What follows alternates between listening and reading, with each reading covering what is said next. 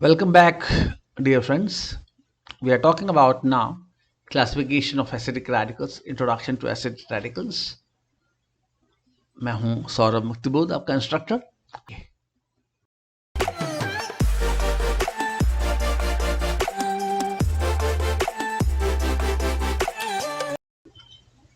सबसे पहले मैं कहना चाहूँगा कि हमें एक विजन डेवलप करना चाहिए, एक आईसाइट होनी चाहिए हमारा, जिससे हम एसिडिक रेडिकल्स के नेचर को समझ सकें. एसिडिक रेडिकल्स कई प्रकार के होते हैं और उनके क्लासिफिकेशन के भी कई तरीके हो सकते हैं, वही हम देखना चाहेंगे. तो ये जो इन्फॉर्मेशन मैंने अभी स्क्रीन पर आपके सामने है, उसको ज़रा ध्यान से देखिए और इसको अपने लाइफ में भी फॉलो कीजिए. We must develop an eyesight to identify nature of acidic radicals. There are many, so is the basis of their classification. Acid radicals क्या होते हैं? हम जानते हैं कि रेडिकल्स या आयंस वो उच्च पदार्थ हैं, वो स्पीशीज हैं जिनमें पॉजिटिव या नेगेटिव चार्ज होता है. और पॉजिटिव चार्ज वाली स्पीशीज को हम कैटायंस कहते हैं, जबकि नेगेटिव चार्ज वाली स्पीशीज को हम एनायंस कहते हैं, क्योंकि हम ये मानते हैं कि कैटायन कैथोड की तरफ मूव करता है और एनायन एनोड की तरफ मूव करता है. तो चूंकि कैथोड जो है वो नेगेटिवली चार्ज स्पीशीज है, इसलिए कैटायन पॉजिटिव चार्ज का होगा. एनायन नेगेटिव चार्ज, एनायन जो है वो पॉजिटिव इलेक्ट्रोड की तरफ मूव करता है, इसलिए एनायन अपने आप में एक नेगेटिवली चार्ज स्पीशीज है. ध्यान रहिए, इस ग्रुप में मैं आपको कहना चाहूँगा कि रेडिकल्स का उपयोग हम सामान्यतः वहाँ करते हैं जहाँ ग्रुप ऑफ एटम्स होते हैं. जैसे NH4 plus is a radical because it contains nitrogen and hydrogen in a fix ratio. जबकि chloride is an ion, bromide is an ion. We can also call them radicals, but radicals term is generally use for the group of radicals that bear charges positive और negative charges. यदि हम acidic radicals की बात करते हैं तो acidic radicals वे हैं जो कॉन्जुगेटेड बेसिस हैं एसिड्स के. जैसे क्लोराइड माइनस को हम मान सकते हैं कि HCl के आयनाइजेशन से उत्पन्न हुआ है. That will give H+ ion and Cl- ion. So Cl- ion is a conjugated base of acid HCl, so it is a acidic radical. Similarly मैं मानूंगा कि फॉस्फेट आयन डिराइव हुआ है फॉस्फोरिक एसिड से, इसलिए फॉस्फेट आयन भी एक acidic radical है. यदि हम ऑक्सलेट आयन की बात करें C2O4 तो वो भी डिराइव हुआ है ऑक्सैलिक एसिड से, जिसका स्ट्रक्चर आपके सामने दिखाई दे रहा है. तो ऑक्सैलिक एसिड से चूंकि डिराइव हुआ है तो वो भी एक एसिडिक रेडिकल है.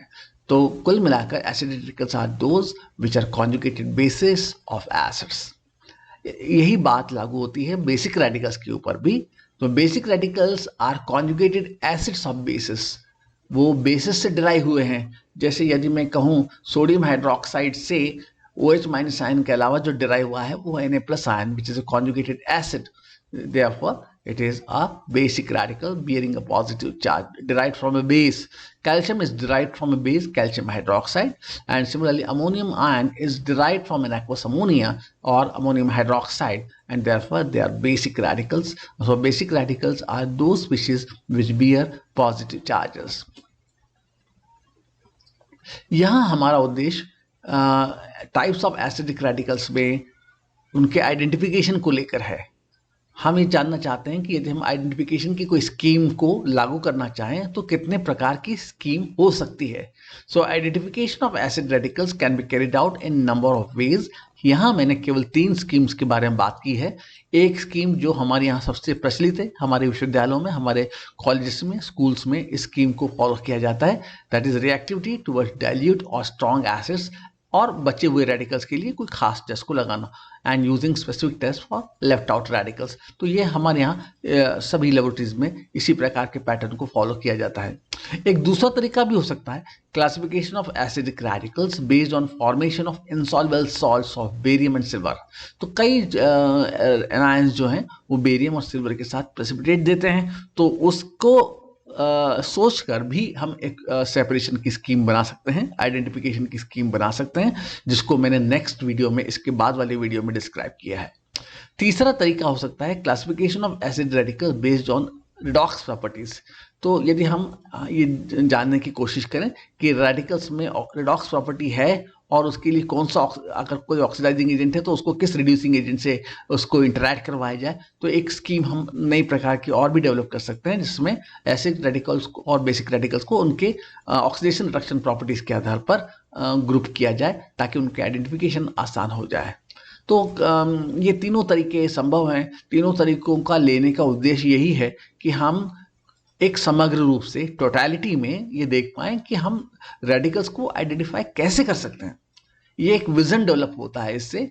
ये ज़रूरी नहीं कि आपके स्कूल में तीनों प्रोसेस को या तीनों क्लासिफिकेशंस को ट्रीट किया जाए, लेकिन ये जो तीनों प्रोसेसेस जो हमारे सामने लिखी हुई हैं ये आपके विज़न को डेवलप करती है, और ये कैसे एनायन, कैसे कीटायन या किस रेडिकल के प्रति सेंसिटिव होता है ये भी बात हमको यहाँ सामने आती है। इसलिए आप इन तीनों वीडियो को बहुत ध्यान से सुनिए and you will have extra information regarding the work that you do in the laboratory. Well, let's now go to identify the first type, that is the reactivity towards dilute or strong acids using specific tests for left out radicals. तो यहाँ मेरे पास कुछ dilute acid group के radicals हैं। सबसे पहला है carbonate CO3 2-, दूसरा है सल्फाइट SO3 2-, दो नेगेटिव चार्ज हैं इस पर। सल्फाइड, इस पर दो नेगेटिव चार्ज हैं। S2O3 2-, that is thiosulfate, is also with 2 negative charges. NO2-, that is nitrite with 2 negative charges. Acetate with 1 negative charge. और दूसरा एक स्ट्रॉन्ग एसिड ग्रुप जो है कॉन्सेंट्रेट सल्फ्यूरिक एसिड से रिस्पॉन्ड करता है, chloride, bromide, iodide and nitrate. These respond towards strong sulfuric acid in cold, and if no reaction is observed then we are also supposed to heat. कुछ radicals और भी हैं जिसको हम interfering radicals कहते हैं, जैसे ऑक्सिलेट भी है, फॉस्फेट है, बोरेट है, फ्लोराइड माइनस आयन है। इंटरफेरिंग रेडिकल्स वो रेडिकल्स होते हैं जो हमारे यहाँ जो बेसिक रेडिकल्स की स्कीम जो सामान्य तौर पर प्रचलित है वहाँ अगर ये रेडिकल्स उपस्थित हो तो वो उस स्कीम को डिस्टर्ब कर देते हैं। तो इनको हम अलग से आइडेंटिफाई करके इनको हम डिस्ट्रॉय करते हैं, तब जाके हम बेसिक रेडिकल्स के आइडेंटिफिकेशन की ओर बढ़ सकते हैं। जहाँ तक डाइल्यूट एसिड पर रिस्पॉन्स की बात है तो हम कार्बोनेट की कोई स्पीशीज़ है या कार्बोनेट का कोई सॉल्ट है उसमें यदि कोई मिनरल एसिड डाइल्यूट HCl या डाइल्यूट एसिड को मिलाया जाए तो कार्बन डाइऑक्साइड गैस रिलीज होती है which is the colourless and odourless. तो ब्रिस्क एफरवेंसेस आर इवॉल्व, तेज़ी से बुदबुदाहट से गैस निकलती है और इस गैस को हम समझ सकते हैं कि इसमें कोई गंध नहीं है, तो ये हो सकता है कि CO2 गैस हो। और यदि वो सल्फाइड रेडिकल है तो वो SO2 गैस रिलीज करता है which has a suffocating smell and therefore some preliminary examination is quite likely. Sulphide जो है वो H2S गैस देता है जो सड़े अंडे की जैसी गंध है, बहुत it smells like rotten eggs, so we can identify very easily. Thiosulfate when treated with mineral acids it gives SO2 and S. Now remember that आप थायोसल्फेट को सोचने का तरीका भी इस प्रकार रखिए कि it is actually SO3 2- and S। तो SO3 2- जो है वो रिस्पॉन्ड करके आपको यहाँ दे रहा है। देखिए you can just see here that SO3 2- here, SO3 2- is giving you SO2 here. Similarly, if you believe that this is SO3 2- plus S, so it will give SO2 and S. So SO2 and S is a colloidal sulfur. It has some whitish or yellowish precipitates are produced while SO2 gas is evolved, and you can examine it.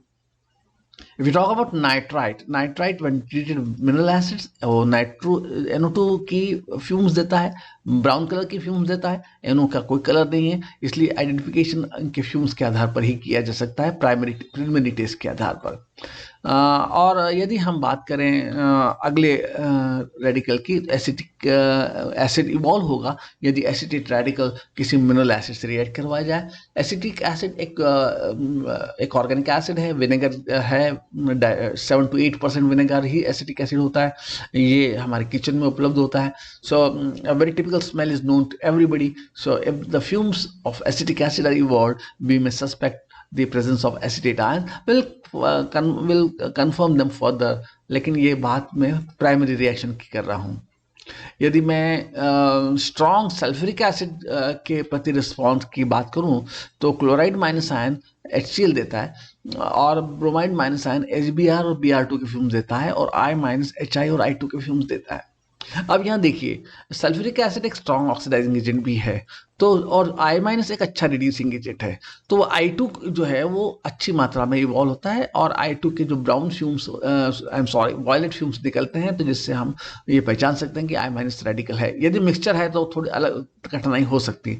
When you have Br minus तो अगर Br minus अकेला है तो चूंकि sulphuric acid यहाँ oxidising action show कर रहा है इसलिए apart from HBr pretty good amount of Br2 that is brown fumes are also evolved and the color of the fumes can allow us to identify the type of radical present। Chloride minus ion से chlorine gas नहीं निकलती क्योंकि sulphuric acid उतना strong नहीं है कि वो Cl minus को Cl2 में कन्वर्ट कर दें। तो ये सल्फ्यूरिक एसिड की खासियत है कि ये क्लोराइड को HCl जिसकी एक पंजेंट स्मेल है, बहुत तीखी स्मेल है, कलरलेस है, कोई में कलर नहीं है। ब्रोमाइड में पंजेंट Br2 और I माइनस वॉयलेट। नाइट्रेट की यदि हम बात करें तो नाइट्रिक एसिड बनता है जो कि NO2 फ्यूम्स अल्टीमेटली रिलीज करता है जो ब्राउन कलर के होते हैं। तो ये जो ब्राउन कलर के जो फ्यूम्स हैं इसके आधार पर हम नाइट्रेट की उपस्थिति को जज कर सकते हैं। हालांकि ब्राउन कलर के फ्यूम्स ब्रोमाइड माइनस से भी निकलते हैं लेकिन यदि हम बारीकी से एग्जामिनेशन करें तो दोनों का डेंसिटी में फ़र्क है। Br2 की कलर डेंसिटी ज़्यादा है और नाइट्रोजन डाइऑक्साइड NO2 की जो फ्यूम्स हैं वो थोड़े ट्रांसपेरेंट किस्म के हैं, ब्राउन हैं। तो ये रिस्पॉन्ड है कॉन्सेंट्रेट सल्फ्यूरिक एसिड की तरफ। दूसरे रेडिकल्स भी होते हैं उनको भी हमको आइडेंटिफाई करना होता है लेकिन उनके लिए हम अलग तरीका अपनाते हैं और वो है कुछ जो हमको करवाना है वो है सल्फेट क्रोमेट। यहाँ Cr2O4 माइनस थोड़ा गलत लिखा गया है Cr4 2 minus then you have Cr2O7 2 minus dichromate MnO4 permanganate ferrocyanide ion ferricyanide FeCN6 3 minus ion then borate और metaborate ions before O7 2 minus ion arsenate, arsenite, thiocyanate, cyanide and BrO3 minus that is bromide ion. आप ये सोच रहे होंगे कि इन सब radicals का हमारी लेबोरेटरी से क्या वास्ता है। वास्तव में देखा जाए तो लेबोरेटरी में इस प्रकार के रेडिकल्स को आपके स्कूल या कॉलेज में कोर्स में नहीं दिया जाता है लेकिन हम चूंकि इन रेडिकल्स को इस्तेमाल करते हैं बेसिक रेडिकल के आइडेंटिफिकेशन में तो इनके स्वभाव को अगर हम पहचानेंगे तो इनके आइडेंटिफिकेशन के भी रास्ते हमारे लिए खुल जाएंगे। So that's all for now. Take a break, enjoy and see you in the next video. Thanks for watching the video.